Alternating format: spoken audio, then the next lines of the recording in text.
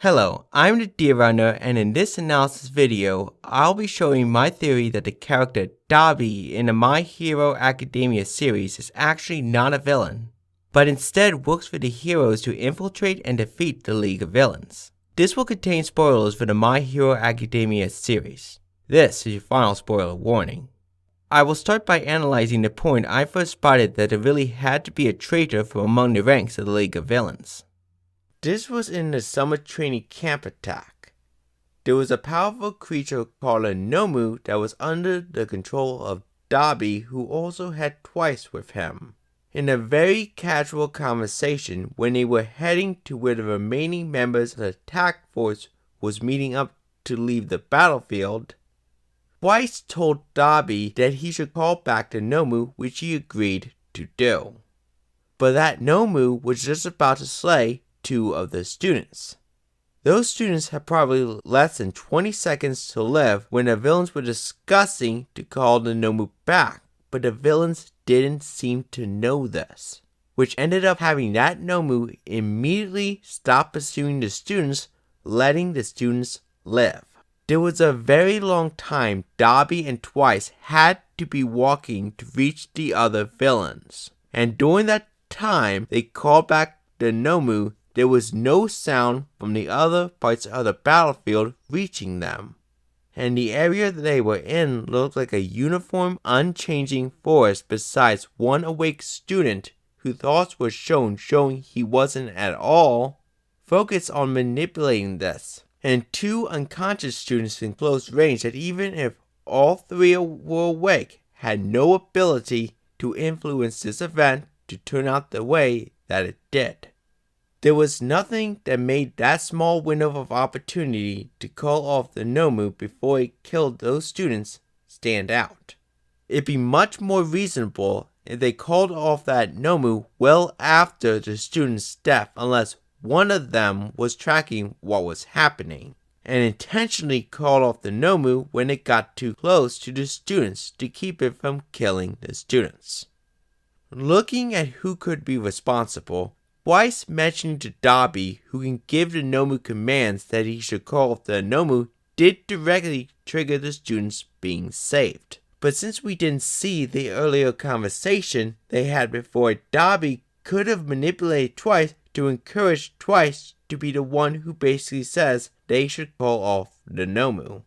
Since there may have been 30 seconds at most left for those students to live, once that Nomu engaged them, Dabi had time to encourage Twice, so if the Nomu and themselves are being monitored, Dabi can blame the suspicious last-second saving of the students on Twice.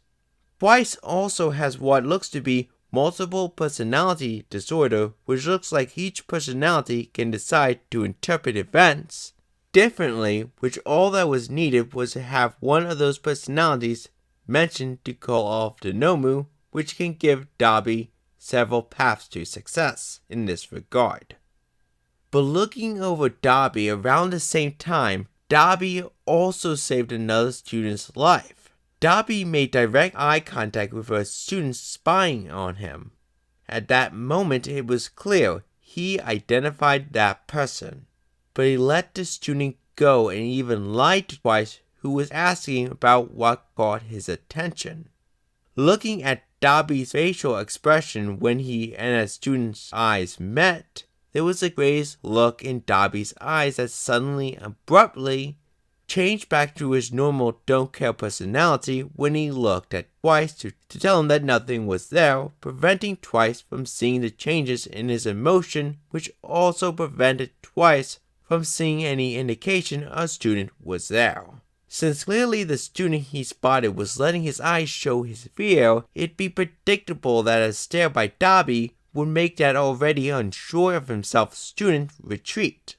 And when Dabi turned back to Twice, looking like his normal self, this action would also make Twice think nothing happened, letting that student make a retreat from both of them.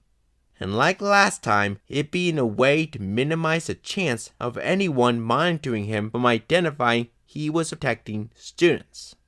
but instead of shifting blame to twice, he let off a few second long stare at an obscure from view student, which can easily be missed by someone monitoring the situation to test loyalties. Now, Dabi did play a key role in capturing the student Bakugo, but that actually looking at the events carefully shows if he is secretly looking for the heroes, it was done to maintain his cover, after he made a hard to predict but significant mistake.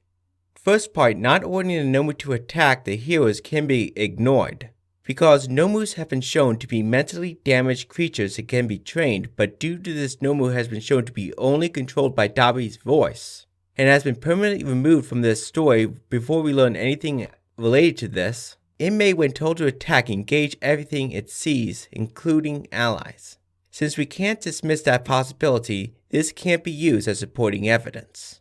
Second part, Dabi's attack were not effective, which conflicts with what has been shown about him, which in a later point able to devastate an entire group of people with one attack in a partially confined alley. The fire could have been concentrated by walls of the alley, but still, that fire shown should still be powerful enough to devastate some of the students in that open field.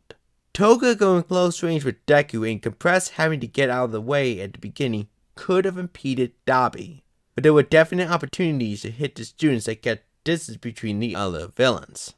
At that point, if this was all done to protect the students, the villains will have clearly identified something was wrong with Dabi's actions, and he would be predictably trying to find some way to maintain his cover. As soon as Mr. Compress, who is the villain that captured his students into some type of Marvel-like devices, lied to everyone and said the students successfully rescued their friends with the devices they took from him, Dabi took advantage of this and was right next to him, encouraging him to fight while everyone else gave up and were leaving the battlefield through teleportation gates. This obviously would make Dabi look very loyal to cover up the suspiciously weak attack he launched at the students. But unfortunately, what Mr. Compress said was a lie, and he still held on to the devices that held the captured students, which eventually the students realized and quickly counterstrike, making an opening to save the students right next to Dabi, who was there to help maintain his cover, by trying to encourage Mr. Compress to not give up.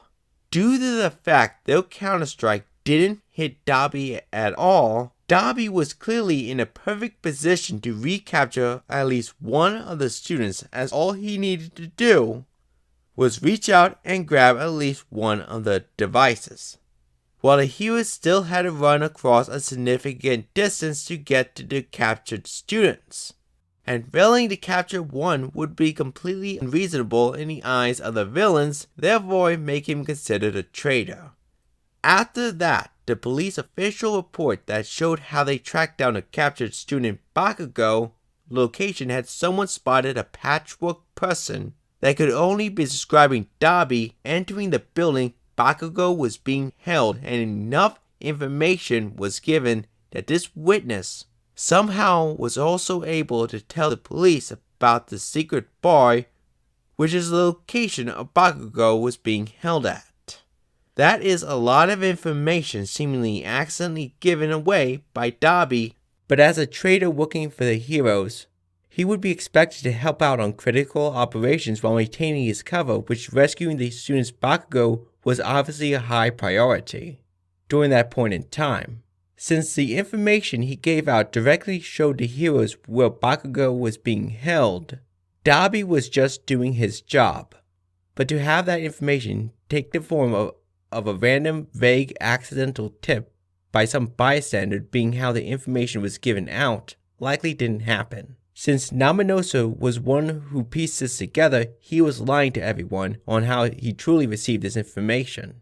This would be expected, as Namanosa is one of the very few people who were given all the information on what is going on, which the true nature of this operation to combat the League of Villains is highly classified. So this should be expected that nothing is hidden from him, while everyone else that were told this information that revealed the location of the League of Villains did not have such high clearance, so any information that is gained by Namanosa using classified means would be expected to be given in cryptic forms like this. And now for the point they rescued this captured student Bakugo. Dabi seemed to be knocked unconscious by Gran Torino right at the beginning, but this is highly suspicious. Gran Torino is one of the most trusted heroes, so much so that he is given all the classified information on this incident, which should have no reason why a double agent identity would not be given to him. Looking at what Gran Torino said when he supposedly knocked out Dabi, "Don't do anything foolish, it's best if you cooperate with us." First, the grammar used would have that statement could be just for one person instead of all the villains.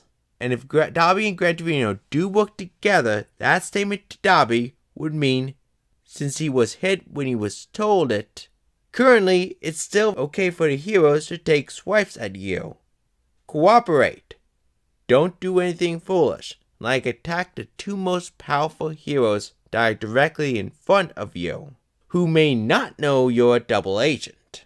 When the situation changed, that order was never changed and Dabi could have been faking being unconscious, waiting for the next order, which he was likely expecting to be apprehended, and when in jail they explain who he actually is, and then he is released. Looking back at the area Dabi was ordered to attack in the summer training camp with Twice was making clones of Dabi, which the clones do maintain a lot from the original, so likely if the original is secretly working for the heroes, the clones will also pursue working for the heroes as well. The first action that might have been a clone of Dabi or the real one was creating a large forest fire, which is very alarming to the innocent people who feared it might trap and kill people as it spreads. But without any intervention from the heroes, the fire didn't affect them at all. There are factors of a massive forest fire that can be predicted, such as how fast it could spread over the potentially damp or dry forest, which can be used to calculate the safe distance to set it to allow more than enough time for everyone to evacuate after the villains that are preventing them from leaving go away.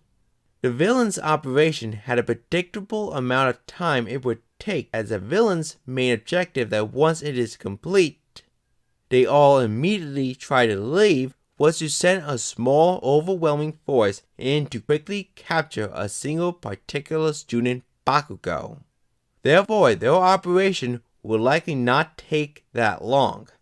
And though the heroes managed to resist effectively, therefore delayed the villains by an unusually large amount of time, the fire still failed to harm anyone.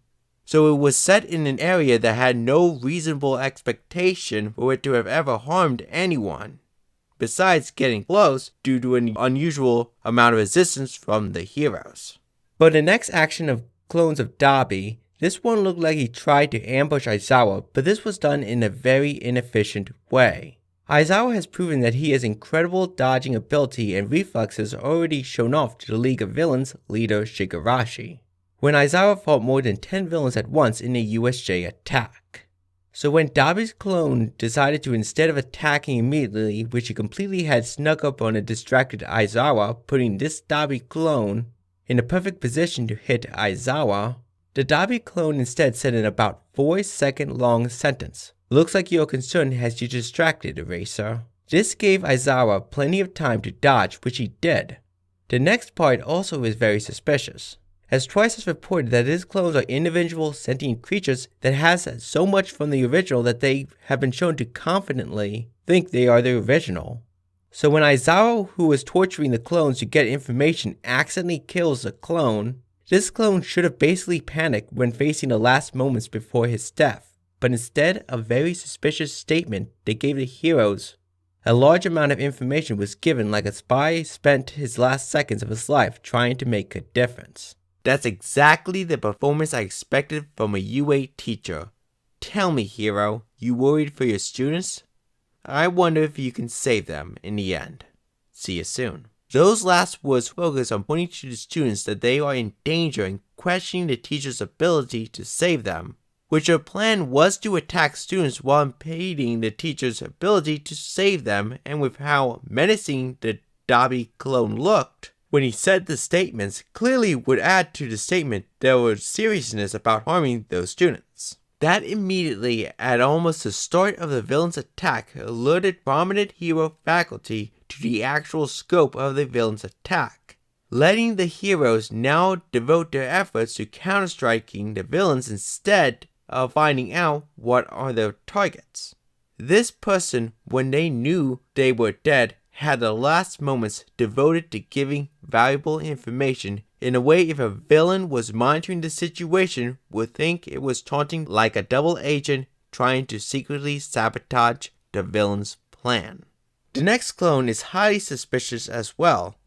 First, you can see by this unrelated scenarios in which Dabi was able to kill a group of people in an unobstructed alleyway that his fire, at least in partially confined areas, showed by this is very deadly. But the clones of Dabi found himself attacking the heroes at the summer training camp in a room with nowhere for the fire to vent out. This confined space should have made his attacks, compared to the ones that killed those people in the alley, be vastly stronger. Yet the actual attack he gave off was too weak and he failed to harm anyone with the action, which the students and faculty were basically in a worst possible position to defend against him. And there should have been casualties if the Dabi clone was serious. The Dabi clone initial attack was so sluggish that several seconds went by before the teacher who dodged his attack was able to restrain Dabi when he walked into the room. But Dabi's attack didn't require him to be in the room. He could have pushed the room in the hallway, pouring fire into the room through the open door, which as teacher should not have been able to stop. And even after a minute of talking, Dabi clone showed that the restraining attack the heroes had put on him was ineffective on stopping him from putting fire into the room. The Dabi clone died before he did anything, which he had ample time to have got things done. His statements like this last incident was highly consequential. First, while responding to the hero who restrained him, who accused Dabi of walking in the room without a plan, Dabi said, "Are you sure about that? You've already been defeated regardless of what happens to me." Then he did one of those points where the villains reveal their plans when they think they won. He described how the public will view the institution failed to protect the students due to incompetence rather than what it actually was due to, and a reasonable, powerful force persistently attacking them. That is perception will be devastating to the public view of heroes as All Might, the symbol of peace, and the UA, the pinnacle of hero training reputation, would be trashed by this. The destruction of the reputation will eventually be revealed to the heroes as a key part of the villain's plans, as they take credit and use this to damage the hero's reputation to rally people to the cause.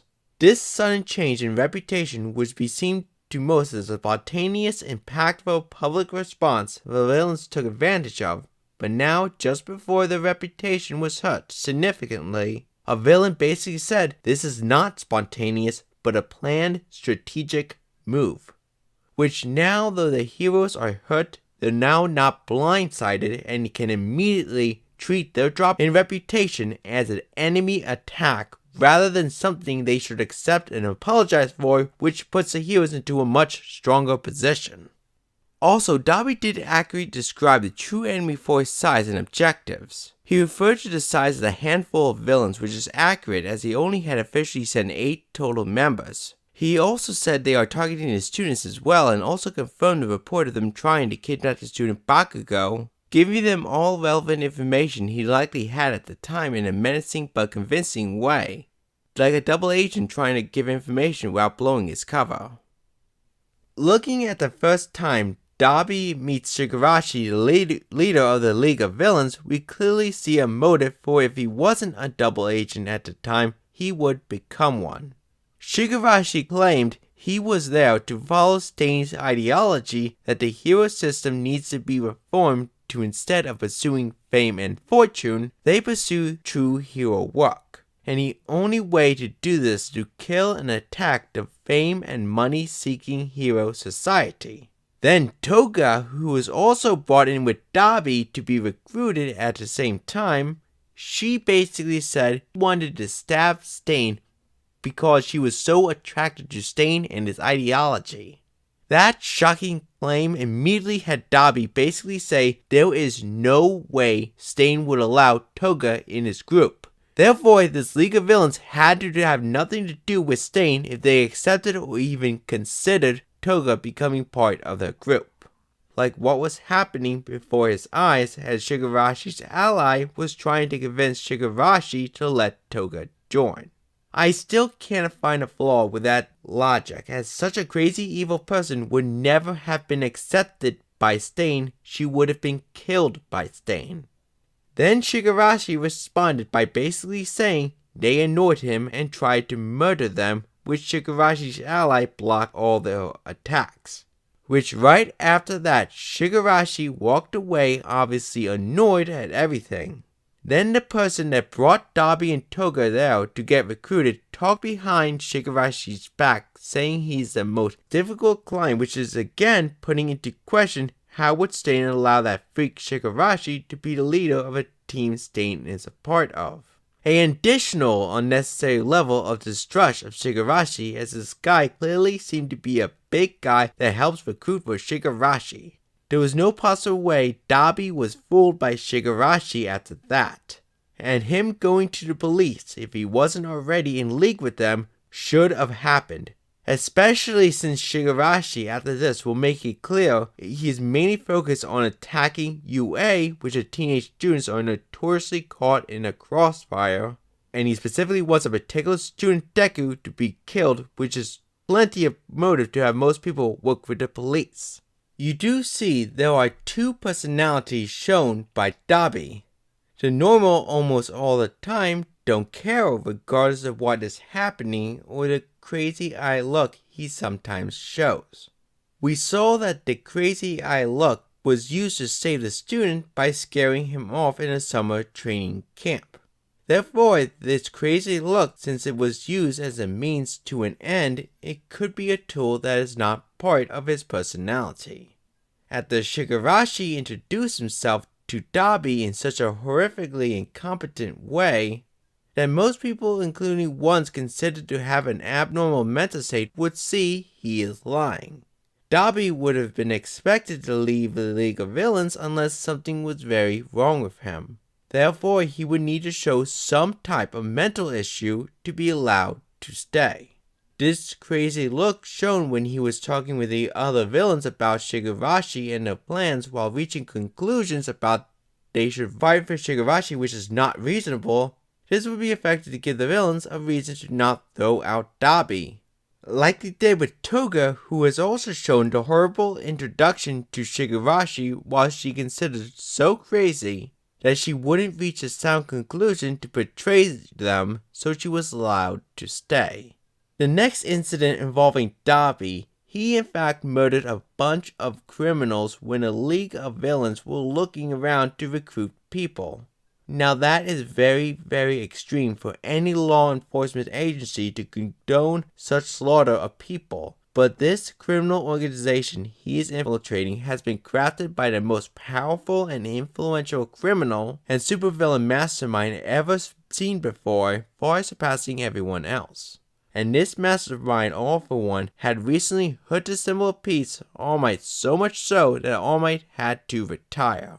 Since All Might was considered by everyone's view the greatest hero likely of all time that brought in an era of peace, that is incredibly alarming. And makes it worse, right before the fight, the mastermind leveled a whole section of a city called Kamino Ward, likely killing thousands.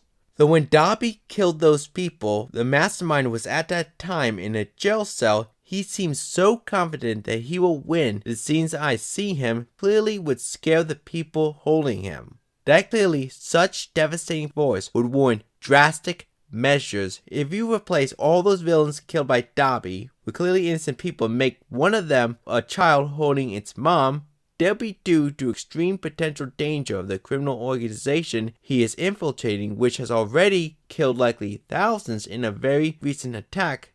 Most people, I think, with so much on the line, would have considered this acceptable losses. Even making them all kids may still maintain that level of acceptance. Before the Mastermind slaughtered all those people publicly and made a symbol of peace retire, Dabi was clearly keeping all the innocents alive. But after that drastic, horrifying, massive attack, suddenly it was clear to everyone that this has to be taken down at all cost.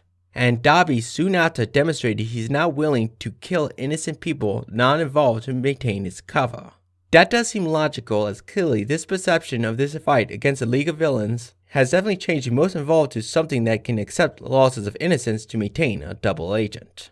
I haven't read the manga, but with the law enforcement he is working seeming to have decided to have Dabi do what he needs to do to win, any action of Dabi after the Mastermind leveled a section of that city would be very difficult to dismiss what has been said here, as this report covered the points where the ones working with Dabi didn't understand how dangerous the bad guy was, and Dabi probably didn't know himself, and had a double agent protect the innocent people, endangering his cover. But now all the points after this is likely now do what you must with how Dabi just killed a bunch of people not involved. So spotting Dabi sabotaging will be more difficult, especially since most parts before this the saboteur was involved with protecting the lives of innocents he may not care about anymore. This seems to be all the information stored here, so I'll end my video here. Follow me on my first new Twitter channel. At this point, I feel that I can handle an active Twitter with the amount of content planned out and with the changes to my normal schedule. This was the first video of many videos I will make for my month-long research on My Hero Academia. If you enjoyed this one, you should check out my 2-video report on Five Nights at Freddy's 4 Dream World structure, which I showed a dream was entirely crafted by using two souls' memories and mental states to craft a prison for the killer, and showing the two souls used to make the prison working together to escape. This has been Deer Runner, the Runner of Deer. Thanks for watching.